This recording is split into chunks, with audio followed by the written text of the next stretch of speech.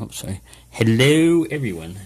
So, what you see there is the Centurion core in there, and I managed to pick the core in the vise because I couldn't pick it in the padlock. It was dancing around so much. But I didn't turn the camera on during the picking because I didn't know how long it was going to take me or whatever.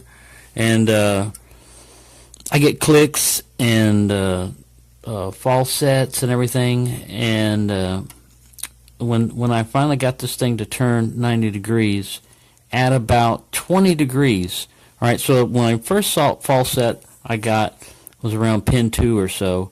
I got my first false set. It wasn't a real deep one, but it went about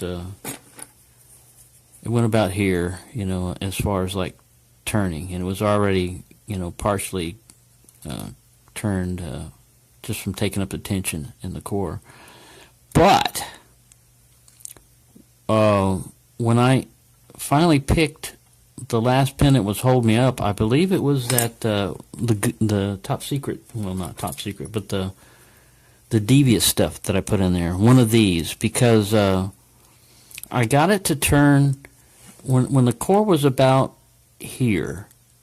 I thought I had it open because, you know, it had turned from being like up here.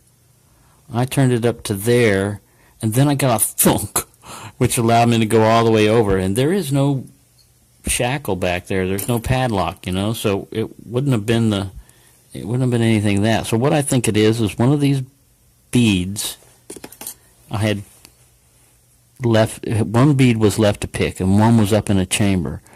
And because it acts like a kind of a drunken spool type of thing, you can push on this guy all you want, and unless you get him all the way up there, you're not gonna get it to push that other ball up. And I believe this thing was caught, you know, because when I put this together, they would get caught like that. One would be in the hole when you're trying to pin it up, and, you know, with the spring pushing on it and everything, and your follower holding back, and the other one would jump up like that, and you'd have to really fight with that guy to get him in there.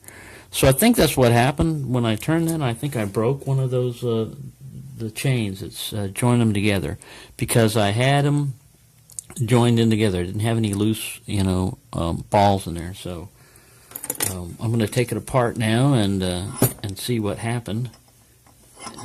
But at least I could pick it. I couldn't pick it in the padlock, but I could pick it in the vise. That idea came to me at work. You know, it only requires like my job really only requires like 2 brain cells, maybe, you know, functioning it to work.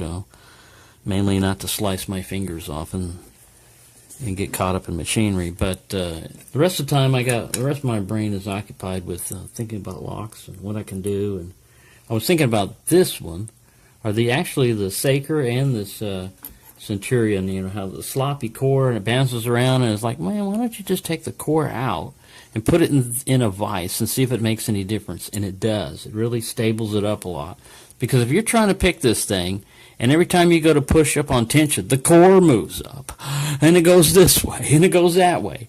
Well, if you've got counter rotation that you're trying to deal with, and to keep your pick steady, you know, you saw me on trying to pick it before, it would lose tension wrenches like crazy. So, let me about that. I went to get the camera to move it, and I hit the wrong button, basically turned off the video. So what I'm going to do is disassemble this thing, and I want to put a shim in here because I know what I've got in here. And you're definitely going to need a shim. But this thing is challenge lock level of difficulty, you know, in picking it now. I mean, it really has improved its anti-pick features. Where's my little... Yes, knock things over. Yeah, it's all right. It's just a flashlight falling down. Right. So, I'm glad that I made this little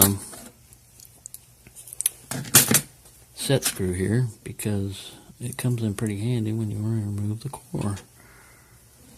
All you gotta do is pull this little set screw out, and the spring falls out. And so does the little core limiter thing. And then you can shim it and put a follower in and all that other good stuff. I don't know what that was. A message, I believe. Right, so I've got it shimmed. Now I got to get my follower. Since I'm going to multi-part this video anyway, I'm going to go ahead and stop this and see what that message is. It might be something urgent.